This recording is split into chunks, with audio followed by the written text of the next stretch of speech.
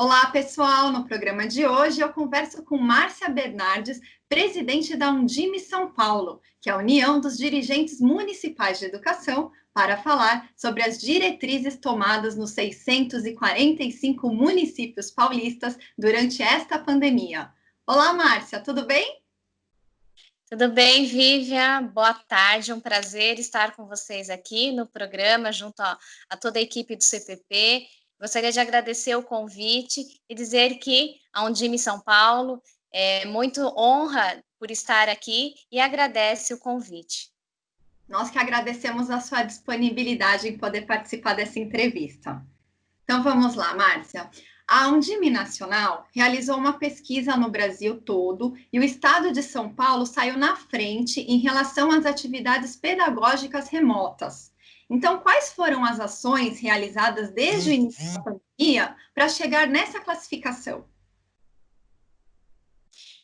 Então, Vivian, desde o início nós estávamos já orientando os municípios. Eu participo ativamente junto à Undime Nacional. Nós estávamos em conversa também com o Conselho Nacional de Educação e com todas essas informações da importância das atividades remotas, automaticamente nós já íamos dando todo esse subsídio aos municípios. Então, desde que entrou a questão da quarentena, suspensão de aulas, nós iniciamos um episódio aí de lives, de videoconferências com os nossos dirigentes municipais, com as equipes técnicas, já dando toda essa orientação e todo esse suporte da importância das atividades remotas nesse momento. Então, acredito que o Estado de São Paulo, nós tivemos também o apoio do secretário Rossielli, nós saímos à frente justamente porque desde o início nós já estávamos articulando, estudando e pensando aí nessa questão da aprendizagem dos nossos alunos. Nós sabemos a importância de manter, né, nesse momento é mais a manutenção do que conteúdos novos, mas essa manutenção da aprendizagem, ela é fundamental. Então, nós, enquanto Undime São Paulo, tivemos aí todo esse cuidado de estar ao tempo todo orientando os nossos dirigentes municipais, os secretários e as equipes técnicas nessa questão da importância de colocar as atividades remotas em prática. E o Estado de São Paulo, ele já tem um histórico, né, em que sempre está muito bem à frente na educação e nós não poderíamos ficar atrás nesse sentido também. Fiquei muito feliz quando nós tivemos o resultado dessa pesquisa, onde realmente comprovou aí todo o engajamento de todos os municípios nesse momento, mesmo sendo um momento de muitas incertezas, mas a gente percebeu o quanto os municípios se engajaram e continuam engajados nesse processo. Com certeza. E 3 meses após o fechamento das escolas, já é possível fazer uma avaliação da qualidade do ensino não presencial aqui em São Paulo? E eu queria saber também se tem como monitorar os alunos que ainda não acompanham os estudos via online. Então, Viva, esse é um processo que nós estamos agora nesse momento. Né? Nos primeiros meses, mais especificamente no primeiro mês, nós estávamos nesse desafio de pensar nas estratégias, a importância de fazermos diversas estratégias. Nós que lidamos com escola pública, tem que ser para todos, então não é só através de uma plataforma de meios digitais, porque nós temos que ter a consciência, e nós sabemos disso, que grande parte da população ainda não tem acesso às questões digitais, e cada município tem a sua realidade, né? Mesmo dentro do município, nós temos diversas realidades, então esse momento foi o momento mesmo de adequar todas as estratégias. E agora nós estamos justamente nesse momento de coletar aí como está sendo o impacto dessas atividades, se todos os alunos estão recebendo ou não. Né? Então, a orientação dos municípios é que faça agora esse monitoramento. Vou te dizer, por Atibaia, nós estamos fazendo esse monitoramento através de uma plataforma digital, onde os professores preenchem a forma de acesso das famílias através do contato com as famílias, e nós estamos muito felizes que nós estamos aí com 99% dos nossos alunos sendo atendidos. E nós temos um lema que é nenhum a menos. Então, nesse momento agora é o momento de mapear quais são esses alunos, ir atrás dessas famílias. Nós sabemos que algumas famílias têm uma certa resistência, eles alegam a questão do tempo, e aí agora é o momento de fazer mesmo esse trabalho de conscientização, de parceria das famílias. Então, assim, nós não temos nenhum dado exato, né, da quantidade, de como está isso no estado de São Paulo, mas eu digo aqui pelo meu município, eu acredito que grande parte dos municípios também está aí nessa média aí entre 90% dos alunos sendo atendidos. Mas, assim, esgotando todas as possibilidades, inclusive, estamos indo até a casa dos alunos entregar as atividades. Perfeito. Inclusive, o MEC homologou o parecer do Conselho Nacional de Educação, que regulamenta as atividades não presenciais para que elas possam valer como carga horária letiva, né? Então, como a Undime enxerga isso e quais foram as orientações para os profissionais em relação aos registros oficiais dessas atividades? Antes mesmo do MEC homologar, nós já estávamos trabalhando com esse parecer, né? Nós tivemos acesso ao parecer, o parecer foi aprovado no dia 28 de abril, o MEC levou quase um mês, aí, um mês e pouquinho, né? Foi publicado no dia 1º de junho, mas nós já estávamos trabalhando em cima desse parecer, porque era o único instrumento que nós tínhamos de diretriz, né? A nível nacional. Então, nós trabalhamos em documento, e a partir desse documento do Conselho Nacional, mesmo sem homologação do MEC, nós já construímos os documentos nos municípios, porque nós sabemos que o parecer do Conselho Nacional homologado pelo MEC, ele dá apenas o norte, a diretriz, mas quem valida mesmo são os conselhos municipais de educação. Então, nós, né, ficamos bem satisfeitos com essa aprovação do MEC, porque já era nessa linha que nós estávamos trabalhando com as atividades não presenciais. Nós, mais do que nunca, precisamos, né, desse engajamento nas atividades não presenciais para que nós possamos contabilizar como carga horária letiva. Acreditamos que teremos ainda uma maior flexibilização com relação à medida provisória 934, que é a medida provisória que flexibilizou os 200 dias, mas ainda determina o cumprimento das 800 horas. Essa medida provisória, ela já recebeu 299 emendas, então nós acreditamos que ainda haverá uma maior flexibilização, e mesmo assim, com essa questão das atividades não presenciais, contabilizar é mais um incentivo, tanto para as famílias, quanto para as equipes escolares se engajarem nesse movimento para garantir, de fato, que essas atividades aconteçam. Porque nós sabemos que uma reposição, ela será inviável, porque se a gente tiver que fazer uma reposição de todos esses dias, é humanamente impossível, né? Precisaríamos aí de todos os sábados, domingos e feriados, e mesmo assim, nós não teríamos o dia suficiente para fazer essa reposição. Então, por isso a importância dessas atividades não presenciais, realizadas de forma com qualidade, atendendo a todos, por isso a importância desse engajamento de nenhum a menos, para a gente poder contabilizar aí como carga horária letiva.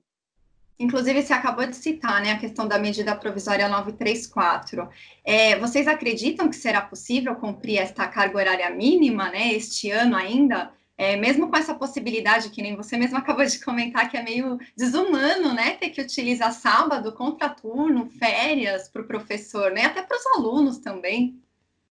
Então, eu acredito que nós vamos conseguir atingir essa carga horária de 800 horas contabilizando as atividades não presenciais, né? Então, se o município tiver, e isso é muito importante, Vivian, que você disse na pergunta anterior, eu acabei não reforçando, a importância do registro. Então, o registro dessas atividades, o registro da entrega dessas atividades a todos os alunos é fundamental para essa contabilização.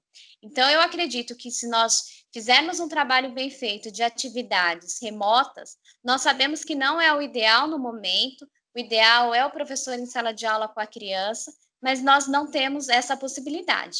Então, eu tenho dito muito que o ótimo, ele é o inimigo do bom em alguns momentos, né? Então, a gente sabe que o ótimo agora nós não teremos. O ótimo seria o professor e o aluno na sala de aula. Mas já que nós não temos o ótimo, vamos fazer aquilo que está ao nosso alcance. E no momento são as atividades não presenciais. Eu tenho percebido, e muitas redes têm se queixado também. Um certo cansaço das famílias, cansaço das crianças, porque a gente sabe que não é simples, né? Você ficar numa tela, você fazer atividade sem o apoio de um professor, as famílias não são formadas para isso, então é um desafio e cabem aí as equipes escolares manterem essa peteca no ar e não deixar essa peteca cair e pensar, né, em estratégias para que nós tenhamos aí essas famílias sempre engajadas também nesse processo, né, nessa missão que, infelizmente, não foi uma escolha nossa, mas é o que nós temos para o momento, né? Então, cumprir as 800 horas de forma presencial, pelas contas que nós fizemos até terminar o ano letivo, impossível. Se houver um registro, se houver todo um acompanhamento, a oferta a todos os alunos, nós conseguiremos utilizando aí as atividades não presenciais. Tá certo. E, Márcia, a Undime já está orientando seus dirigentes quanto a um planejamento e até mesmo protocolos de retorno às aulas? E eu também já gostaria de focar em uma outra questão. Como que fica a situação dos profissionais acima de 60 anos ou com doenças pré-existentes, né, que são consideradas de risco em relação ao coronavírus? Então, nós estamos estudando junto a Undime Nacional um protocolo único. Nós entendemos a importância desse protocolo, inclusive sair do MEC, né, sair do governo federal. Então, a Undime Nacional, junto aí com todas as seccionais, com todos os estados, tem feito essa pressão junto ao governo federal, porque nós sabemos que esse retorno, esse protocolo, ele vai exigir muito investimento, recursos, e hoje os municípios não têm recursos e condições para fazer esses investimentos. Então, nós entendemos que não adianta a Undime se antecipar e divulgar para os municípios um protocolo que não saia do governo federal, até porque o governo federal ele tem essa necessidade de se corresponsabilizar também. Nós temos aí um projeto de lei do deputado Edilvan, que fala sobre o retorno, os protocolos. Então, nós estamos muito confiantes para que esse projeto de lei avance e o governo federal também se responsabilize nesse retorno das aulas. Uma outra questão, aqui no estado de São Paulo, a gente tem participado junto ao secretário Rossielli e a gente tem trocado aí algumas informações, elaborado o protocolo, mas nós ainda entendemos a importância do governo federal participar desse momento de retomada para que nós tenhamos, inclusive, subsídios financeiros para essa retomada. Com relação aos funcionários, Vivian, nós entendemos que aí vai muito do município, orientamos os municípios a criarem os seus comitês municipais. Então, a Secretaria de Saúde, junto com a Medicina do Trabalho, precisa olhar com carinho cada caso é um caso. Da mesma forma, os alunos, eu tenho dito que não vai dar para a gente retomar obrigando com que as famílias mandem as crianças para a escola, assim como nós temos funcionários, né, do grupo de risco, temos crianças também, onde as famílias falam muito de problemas respiratórios. Então, essa retomada, além dela ter, né, que ser com muita consciência, com muita segurança e muito conservadora, isso eu tenho dito muito aqui para o meu prefeito, que eu só vou retomar de forma muito segura.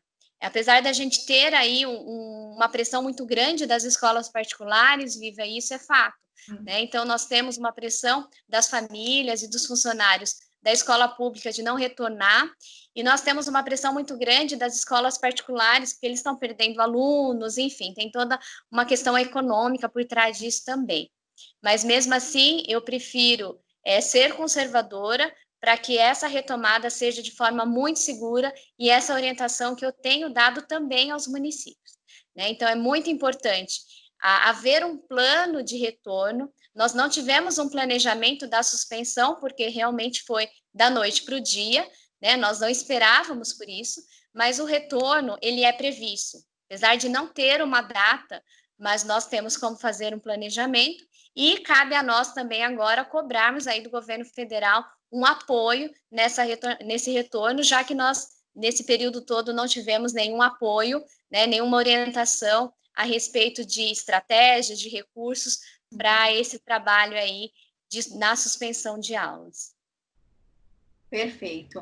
Então, eu queria agora falar um pouquinho de um outro assunto que também é muito importante, que é a questão da vigência do Fundeb, né? O Fundo de Manutenção e Desenvolvimento da Educação Básica e de Valorização dos Profissionais da Educação. Bom, por lei, ele tem validade até 31 de dezembro de 2020. E muita coisa na educação está em jogo, né? Então, qual que é o posicionamento da Undime nesse momento? Então, nós, inclusive, estamos com uma campanha Vota Fundeb já, porque nós sabemos da importância do Fundeb e a preocupação desse Fundeb não ser votado a tempo hábil, porque se a situação já está difícil com o Fundeb, imagine sem o Fundeb.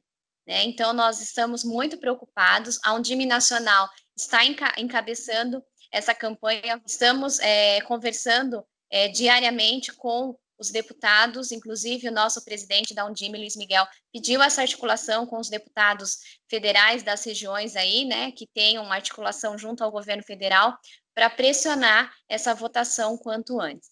Já tinha uma data prevista para essa votação há um tempo atrás, inclusive antes da pandemia, de repente foi suspensa, e aí veio a questão da pandemia, enfim.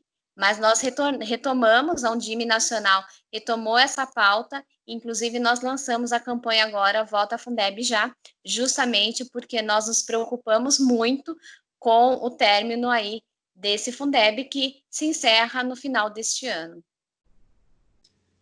Tá ótimo, Márcia. Então, olha, por hoje o nosso bate-papo fica por aqui. Eu agradeço muito a sua participação, a sua disponibilidade, viu?